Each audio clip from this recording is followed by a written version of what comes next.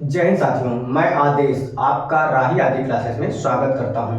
हम सभी पढ़ेंगे हिंदी। हिंदी सामान्य हिंदी पढ़ेंगे, जहां पर भी हिंदी पूछी जाएगी, चाहे वह लेखपाल हो, यूपीएसआई हो, यूपीपी हो, यूपी ट्रिपल एससी हो या बिहार शिक्षक भर्ती जो है, वहां पर भी हिंदी 75 क्वेश्चन पूछे जाएंगे। तो जहां पर भी सामान्य हिंदी पूछी जाएगी, आप सभी के लिए हिंदी पर्याप्त होगी। बस आप सहयोग आप अपना दीजिए मुझे और मुझ पर विश्वास कीजिए। तो हम अपना चैप्टर शुरू करते हैं। हमारा चैप्टर क्या होगा? पहला वर्णमाला होगा, लेकिन हम पढ़ रहे हैं हिंदी, तो थोड़ा सा हम हिंदी भाषा के बारे में जान लेते हैं। जो हिंदी शब्द है वह किस भाषा का शब्द है? तो पहले तो हम यही देख लेते हैं कि हिंदी जो है वह किस भाषा का शब्द है।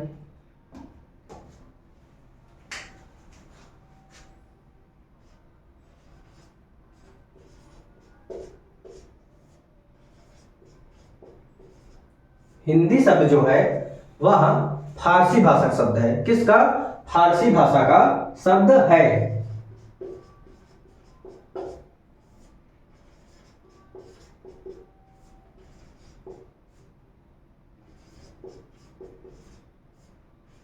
अगर कभी पेपर में पूछ ले कि हिंदी भाषा किस भाषा का शब्द है, उसमें दिया जा सकता है अंग्रेजी, फारसी, ईरानी, तुर्की, जापानी, कुछ भी। तो जो हमारा टिक मारना होगा इस ऑप्शन पर, वो क्या होगा कि हिंदी फारसी भाषा का शब्द है। यह जो हिंदी है वह उत्पत्ति क्या होती है? जो सिंधु है, यानी हम सभी सिंध प्रदेश के रहने वाले थे पहले इतिहास में। तो क्या था कि जो सा होता है वह ईरानियों के द्वारा सा का उच्चारण हा बोलते हैं, उसे सा के स्थान पे हा बोलते हैं। तो सिंधु की जगह हिंदू यानी हिंद बोलने लगे। तो हिंद से हिंदी भाषी प्रदेश, यानी हम लोग हिंदी बोलने वाले थे, तो वो हिंदी से बन गया हिंदी भाषा। तो इसीलिए ये जो फारसी भाषा का शब्द हो गया हिंदी। इसके बाद क्या है कि हिंदी भाषा की उत्पत्ति देख लेते, व्युत्पत्ति।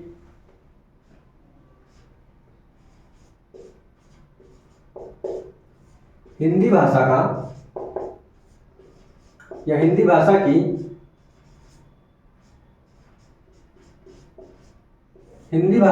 व्युत्पत्ति किसके द्वारा हुई? ईरानियों के द्वारा हुई है। क्योंकि ईरानी ही जब यहां आए यानी भारत अपने, तो सिंध प्रदेश को हिंद प्रदेश कहने लगे, और हिंद प्रदेश यानी सिंध प्रदेश यानी अपने भारत में ही हिंदी बोली जाती थी। तो हिंदी की उत्पत्ति ईरानियों के द्वारा हो गई। अब हम देखते हैं कि हिंदी जो आज हम आधुनिक हिंदी पढ़ते हैं वह उत्पन्न कहां से हुई। तो सबसे पहले क्या हुआ, हम लोग संस्कृत हमारे यहाँ चलती थी यानी भारत देश में। तो जब संस्कृत चलती थी तो संस्कृत से ही हिंदी का निर्माण हुआ है। तो सबसे पहले क्या हुआ कि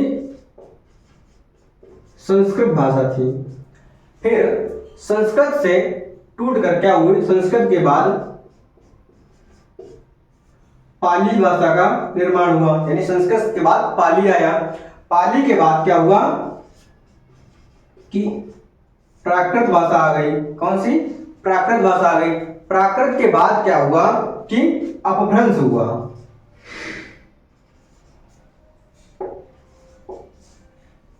अपभ्रंश, थोड़ा राइटिंग कम सही है, फिर भी आप सभी को समझ में आएगा। बस थोड़ा सा और, बाकी फिर हमारा जो चैप्टर शुरू होगा वह वर्णमाला से ही शुरू होगा। क्या हुआ? संस्कृत से पाली बनी, पाली से प्राकृत, प्राकृत से अपभ्रंश, अपभ्रंश के बाद जो है आता है अवहट्ट। क्या आता है?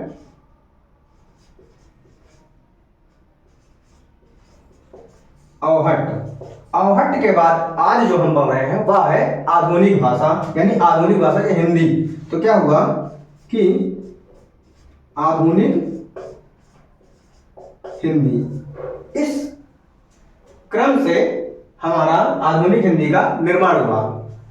थोड़ा सा लाइनिंग टेढ़ी हो सकती है, बट आप इस चीज को ध्यान दीजिए कि जो भी पढ़ाया जाए, जो आपको मटेरियल दिया जाए, तो इस तरीके से हमारा हिंदी का निर्माण हुआ। तो फिर जब हम हिंदी पढ़ रहे हैं तो हिंदी दिवस के बारे में जान लेते हैं, क्योंकि एक नंबर में पूछा जा सकता है कि हिंदी दिवस कब मनाया जाता है। बस आप सभी पूर्ण रूप से विश्वास मानिए और क्लास को देखिए। जब चैप्टर पढ़ा लिया जाए उसके बाद कुछ भी बचा रहे तो आप कमेंट के माध्यम से कह सकते हैं, बोल सकते हैं आपकी राय। फिर जब पढ़ाया जाए उसके बाद कोई प्रैक्टिस सेट उठाइए और वहां से देखिए कि जो भी पढ़ाया गया है वह ऑथेंटिक है या नहीं, पेपर में पूछा जाता है या नहीं। इसके बाद क्या देखते हैं कि हिंदी दिवस कब मनाया जाता है, क्योंकि जब हम हिंदी पढ़ रहे हैं तो हमें पता होना चाहिए कि हिंदी दिवस कब मनाया जाता है, क्योंकि एक नंबर में पूछा जा सकता है। इसके बाद आया क्या कि हिंदी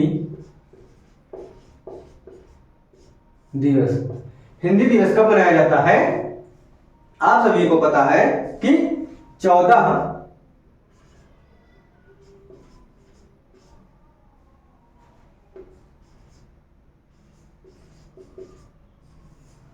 सितंबर को हिंदी दिवस मनाया जाता है। एक नंबर में पूछ सकता है 14 दिसंबर, यानी हिंदी दिवस कब मनाया जाता है 14 दिसंबर को। उसके बाद आता है विश्व हिंदी दिवस, क्या कि विश्व हिंदी दिवस, विश्व हिंदी दिवस कब मनाया जाता है। विश्व हिंदी दिवस जो होता है वह 10 जनवरी को मनाया जाता है।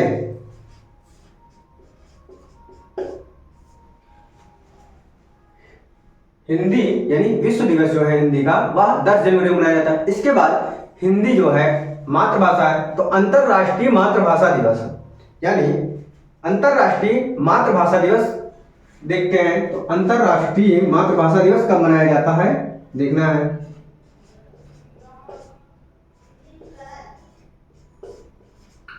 अंतरराष्ट्रीय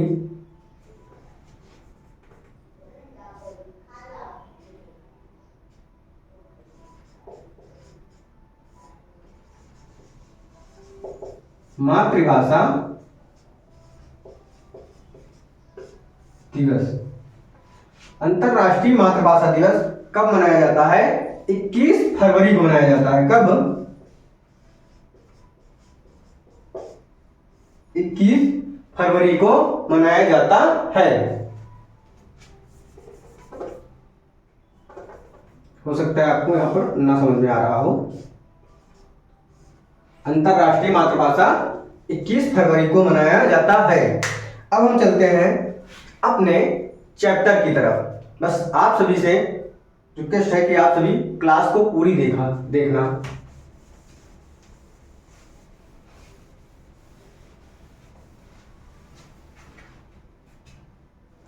हमारा चैप्टर क्या होगा आज का, वर्णमाला।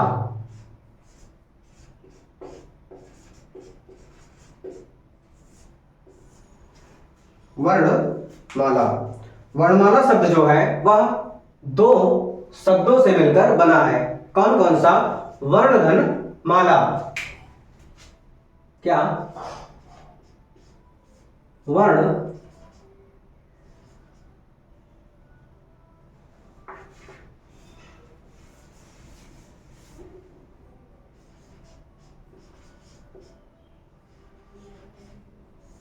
वर्णधन माला।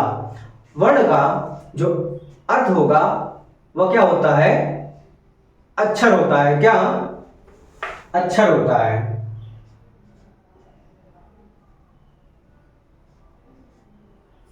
वर्ण का अर्थ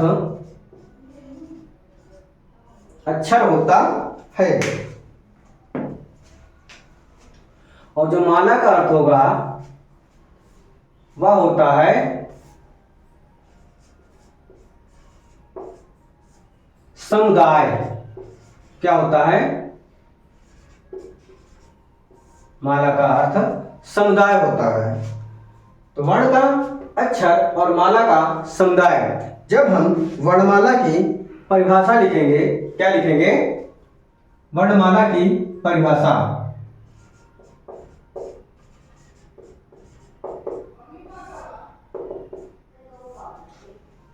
तो वर्णमाला की जो परिभाषा होती है क्या होती है कि वर्णों के, वर्ण मीन्स अक्षर, तो वर्णों के सुव्यवस्थित ढंग से, वर्णों के व्यवस्थित समूह को, वर्णों के व्यवस्थित समूह को सुव्यवस्थित ढंग से एकत्रित करके जब लिखा जाता है तो वह हमारा वर्णमाला होता है, तो वही हमारा वर्णमाला होता है। तो इसकी परिभाषा लिखते हैं कि वर्णों के व्यवस्थित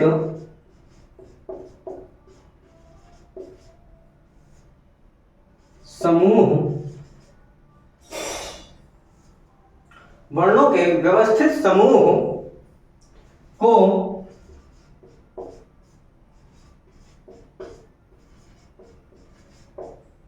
वर्णमाला कहते हैं। वर्णों के समूह को वर्णमाला कहते हैं। अब वर्णमाला टोटल कितने होते हैं हिंदी में, तो कितने होते हैं, 52 होते हैं। वर्णमाला में कितने वर्ण होते हैं, 52 वर्ण होते हैं, जो कि आप सभी को पता है।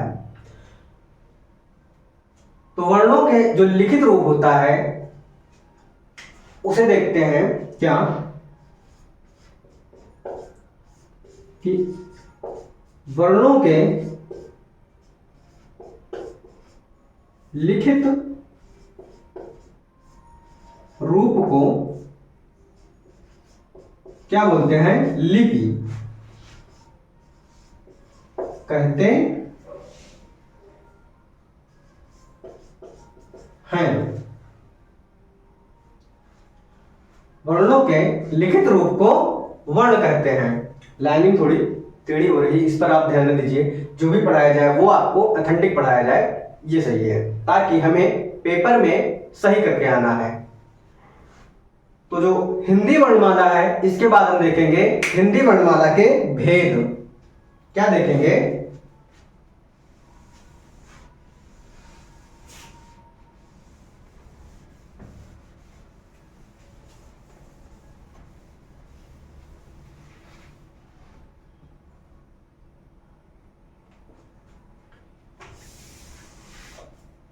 कि हिंदी वर्णमाला के भेद। हिंदी वर्णमाला के 2 भेद होते हैं। कितने भेद होते हैं, हिंदी वर्णमाला के 2 भेद होते हैं।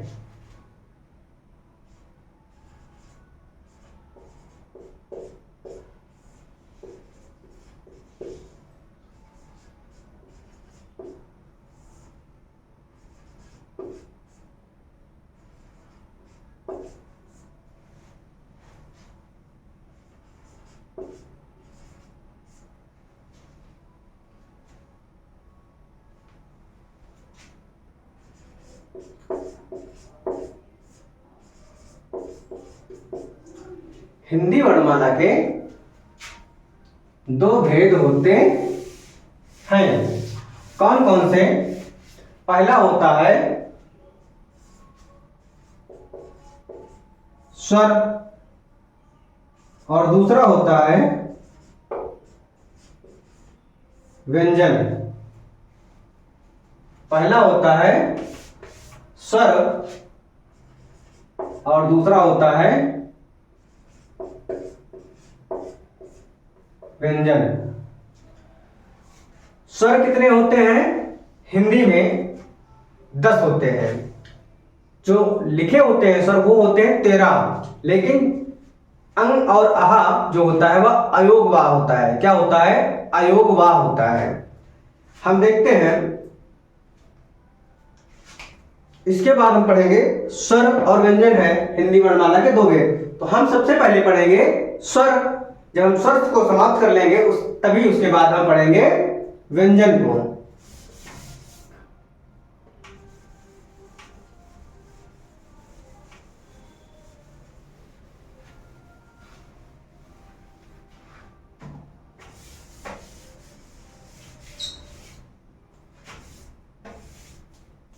हम पढ़ने वाले क्या हैं, स्वर।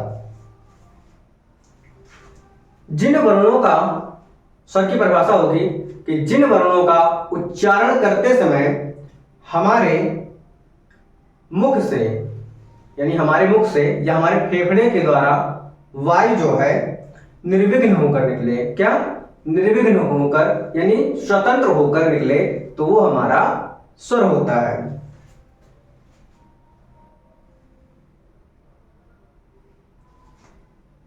परिभाषा हम इसकी स्वर की लिख लेते हैं कि जिन वर्णों का उच्चारण करते समय, जिन वर्णों का उच्चारण करते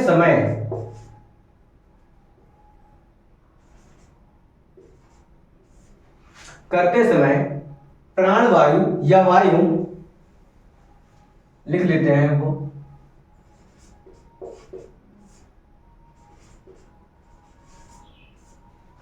प्राणवायु निर्विघ्न होकर या स्वतंत्र होकर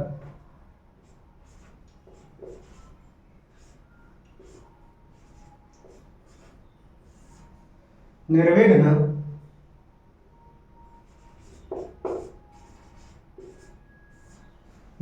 होकर निकलती है, निर्विघ्न होकर मुख से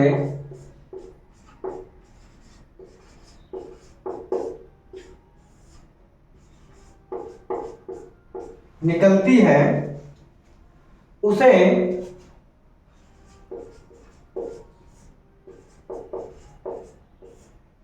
स्वर कहते हैं। उसे क्या कहते हैं? उसे स्वर कहते हैं। हम देखते हैं अब स्वरों के भी भेद होते हैं। तो सबसे पहले क्या होता है, स्वर के भेद। जो स्वर के भेद होते हैं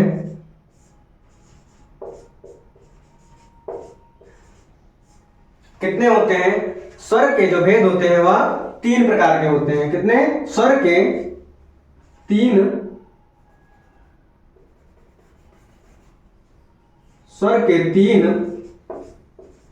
भेद होते हैं। हम एक एक करके पढ़ेंगे। जो पहला होगा उच्चारण, यानी मात्रा के आधार पर देखेंगे। फिर उसके बाद देखेंगे क्या कि उच्चारण स्थान के आधार पर। पहला हम देखेंगे क्या कि मात्रा के आधार पर, मात्रा के आधार पर, मात्रा के आधार पर भी 3 भेद होंगे। कौन कौन से? ह्रस्व स्वर, दीर्घ स्वर और प्लुत स्वर। लेकिन जो प्लुत स्वर होता है वह होता है संस्कृत भाषा का। तो इसलिए हिंदी में मुख्य रूप से जो होगा वह मात्रा के आधार पर 2 होगा। कौन कौन सा? ह्रस्व स्वर और दीर्घ स्वर। लेकिन फिर भी हम लिखेंगे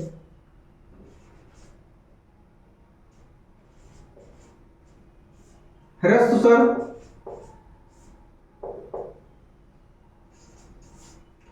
दूसरा है दीर्घ स्वर, तीसरा आता है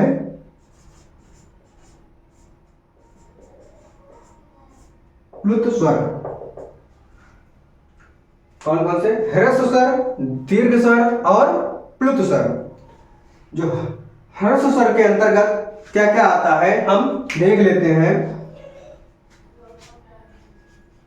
आ आता है, ई आता है, उ आता है और री आता है। ह्रस्व स्वर के अंतर्गत 4 आते हैं। कौन कौन से? आ, ई, उ, री। ह्रस्व स्वर को ही मूल स्वर बोलते हैं। क्या? ह्रस्व स्वर को ही मूल स्वर बोलते हैं।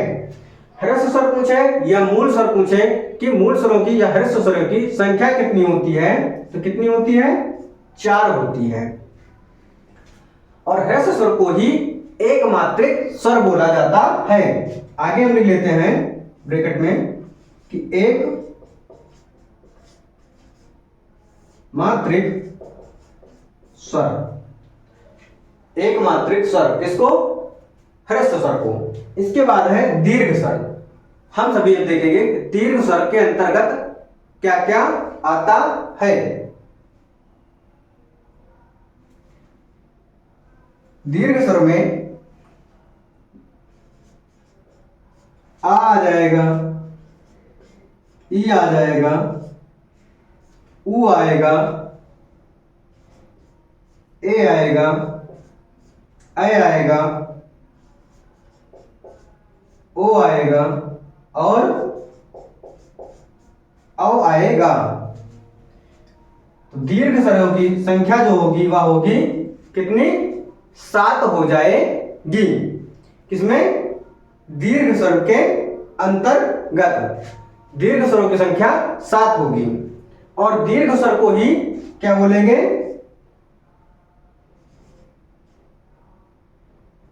दो मात्रिक या द्विमात्रिक।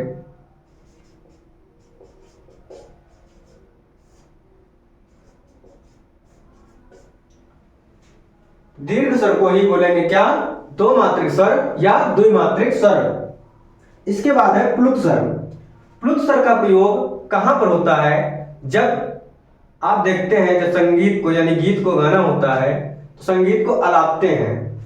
कैसे, जो गायक होते हैं शा रे गा मा पा ध नी सा, मतलब ऐसे ही देर तक किसी चीज को खींच कर ले जाते हैं तो वह हमारा प्लुत स्वर होता है। या फिर हम देखते हैं सभी जैसे ओम बोलते हैं, कैसे ओम, यानी देर तक किसी चीज को खींचते हैं तो वह हमारा होता है प्लुत स्वर। क्या होता है, प्लुत स्वर।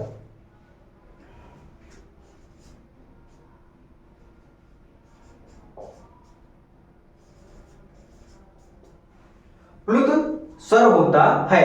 या फिर हम प्लुत स्वर का उच्चारण वहां पे देखते हैं जैसे कि घर वाले किसी अपने घर के छोटे बच्चे को या किसी को बुलाते हैं तो उसके बाद क्या होता है, बुलाने के बाद लास्ट का जो अक्षर होता है, जो वर्ण होता है, उसे काफी देर तक बुलाते हैं, आवाज देते हैं, तो वहां पर भी प्लुत स्वर होता है। इसके बाद क्या आएगा, ये हमने देखा है मात्रा के आधार पर स्वर।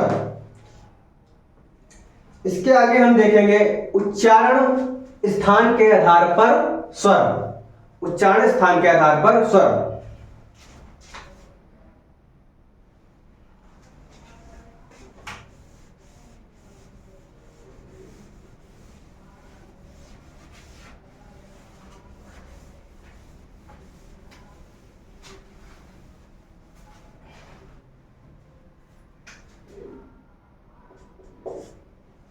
इसी में दूसरा होगा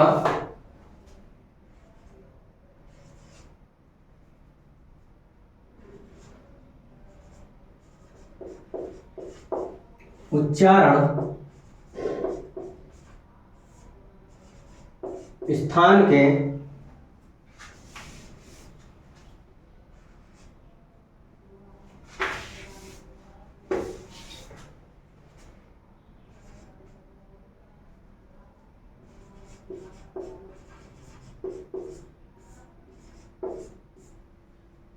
उच्चारण स्थान के आधार पर।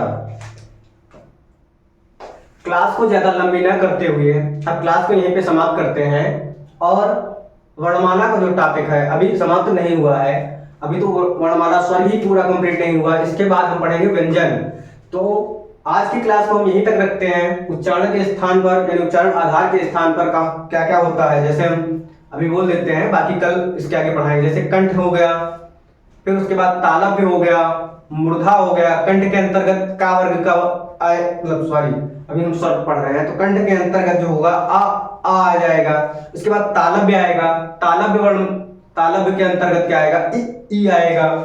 फिर आएगा ओष्ठ, ओष्ठ के अंतर्गत उ उ आ जाएगा। उसके बाद आएगा मूर्धा, मूर्धा में स्वर कौन सा होगा, री हो जाएगा।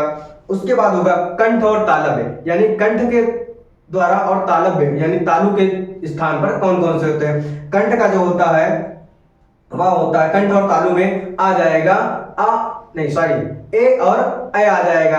उसके बाद होगा कंठ और ओष्ठ, जब कंठ और ओष्ठ आएगा उस वर्ण में क्या होगा, ओ और औ वर्ण आते हैं, यानी 2 अक्षर आते हैं।